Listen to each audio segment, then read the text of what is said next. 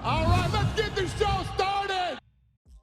In today's news, Tyson Fury reacts following his second loss to Alexander Usyk.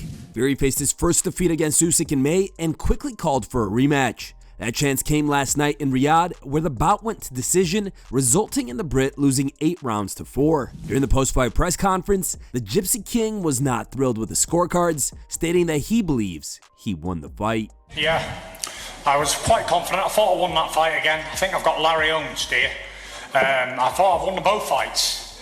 But then again, I've gone home with 2 losses on my record now, so there's not much I can do about it. I can just fight my heart out and do the best I can. But again, I'll always believe until the day I die, I won that fight. I didn't feel no spirit. I felt a little bit of Christmas spirit in there, and I think he got a little Christmas gift from them judges. Christmas gift early. Young man, good. Frank had me 3 or 4 rounds up. A lot of people had me at least 2. I just don't know. Listen, it is what it is. I'm not going to cry over spilled milk. It's happened now. I know boxing, been in it all my life. You can't change no decisions. But I'll just always feel a little bit hard done by. Not a little bit, actually a lot. But I think when you don't get the knockout, this is what happens. You can't guarantee a win. Fury also shared his thoughts as to AI judging. By the review of that, absolutely shit. Here's one. Call the computers. Keep the humans going. More jobs for humans, less jobs for computers. And electric cars too while we're at it. Islam Makhachev tests the punching machine.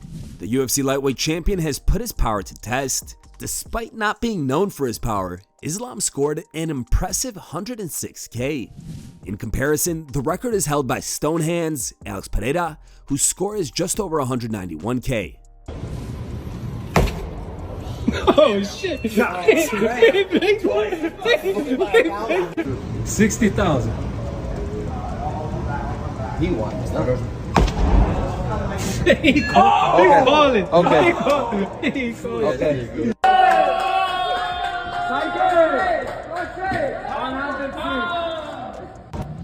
Israel Adesanya explains how the Nassourdine Imavov fight got done. In a recent YouTube video, Izzy talked about his upcoming fight against Nassourdine Imavov, which will be his first non-title bout since 2019.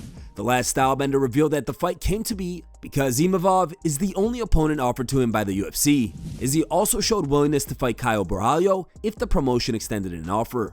Okay, I forgot. Nassourdine Imavov. How did that fight come about? I don't know. They just offered it to me, and I was like, yeah, sure. What other names were in the mix? Nah, that was the only name that got offered. But Caio Borralho, he was looking for a fight as well. And yeah, if they offered him, I would have been like, yeah, sweet.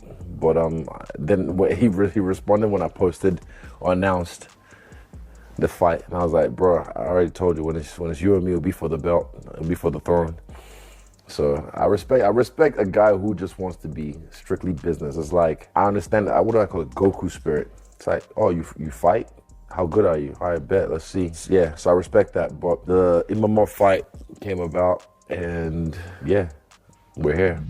The BKFC's president officially announces that the $25 million tournament begins in April. The BKFC is thriving with an increasing number of fighters joining the promotion. Not long ago, Feltman revealed the ambitious plan on MMA Today with Dean Thomas and Alan Joban. Now in the latest BKFC press conference, his vision has been made official.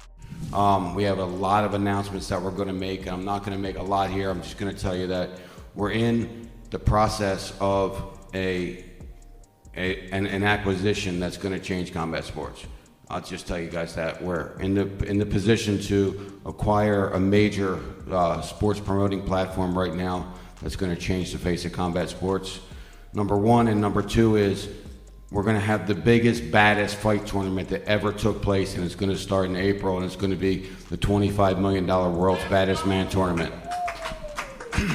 So, because you guys say I never announce anything, so there you go. Donn Davis defends the PFL after receiving backlash from Bellator fighters.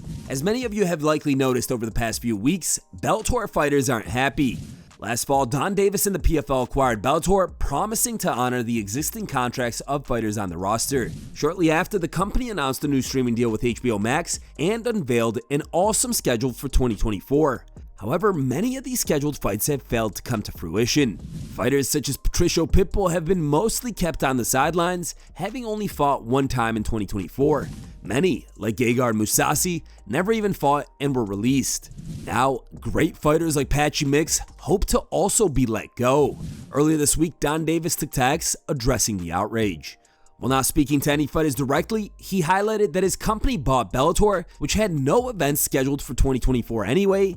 Davis added that the PFL has done its best to support its new roster and hopes to increase events next year. Tweeting, "The PFL has always provided fighters 2 fights a year. When we acquired Bellator, they had 0 fight events scheduled for their Bellator 210 fighters in 2024.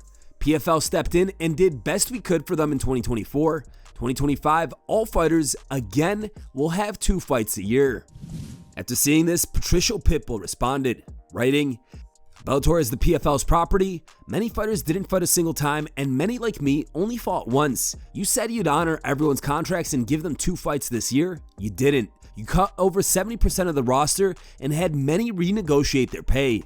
As far as PFL providing everyone 2 fights this year, I really hope that's what's going to happen and not because many more will be cut. I want PFL to succeed. It's good for the sport and for fighters. That said, I want to leave right away. Can we agree to it this week?" Davis has yet to respond.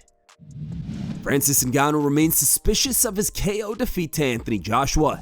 In the aftermath of his loss to Joshua in May, Ngannou hasn't been shy expressing his belief that things were working against him throughout fight week, and it's left him hesitant to accept a rematch if offered. Now, in an interview with Radio Raheem of Seconds Out, Ngannou once again stated that something unfair was at play in the Anthony Joshua fight. In the words of the Predator, the rematch with Joshua, to be honest, I feel very off and not very comfortable in that fight. It's something that could happen, but what I do know for sure is that I want that rematch with Fury. Again, I'm not a conspiracy theorist, but I didn't like the Joshua fight. I think things wasn't right. Nothing was right, and if it's going to be the same scenario, I'm not interested. Something unfair definitely happened. I don't have the full picture, but I have seen some myself. That wasn't right. I was in the locker room for almost 4 hours, for example, which is not something that does happen in the fight. So, just from that, not to talk about the entire week. Speaking of Pereira, he's teased a major announcement. The UFC light heavyweight champion had a meeting in Las Vegas on Saturday and sounds very happy with how it went. This meet comes after rumors have been circulating about a fight between Poatan and Boris Khamzat Chimaev. Sorriso do garoto com guitarra, hein, Ed? Chama ou não chama? Chama. Estamos em Las Vegas, pô, agora voltando pra casa, pô, muito satisfeito aí com a reunião. Bom, feliz demais, cara. Pô, essa reunião aqui. Conta ou não conta? Não conta. Não conta. Espera pouquinho mais, né? Espera pouquinho mais. Chama. Luke Rockhold calls Daniel Cormier the biggest liar. During his latest appearance on the Jackson podcast, Rockhold was asked about his sparring sessions with Islam Makhachev and if the UFC lightweight champion actually submitted him. Luke said that Islam is very good, but he never submitted him in training. He also had some spicy comments for DC. I'm just saying I've rolled with Islam a lot. He's very good. Mm-hmm. I roll with the other foe. I don't think it would be as hard. I'm just saying. So you're taking Islam? Has he ever submitted you, Islam? No, he's never submitted. Too small. Islam Makhachev has never submitted you. No. You've been training with this guy for years. He's dangerous. He's hard as hell. Him and Khabib. You believe that? I don't think. I don't know. It's hard to believe. You know, that would be a Daniel Cormier. Every time I get Daniel Cormier, FaceTime him right now and ask him if you've ever been submitted by Islam. Hey, you can, dude. Daniel Cormier is the biggest liar in the face of right now. Fighting. Hey, how do you think he makes good TV? Because he just lies his way through TV. Wow, dude, that's your teammate. FaceTime him. FaceTime him. One thing that Daniel would always say. If you ain't cheating, you ain't trying. Oh my!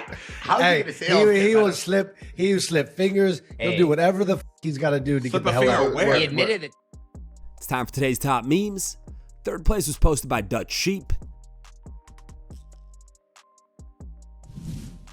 Second place was posted by Floppy Wiener.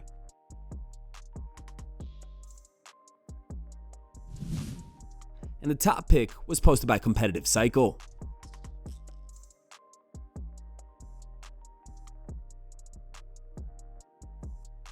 Thanks for watching. If you like the content, smash that like button and don't forget to subscribe to stay in the talk.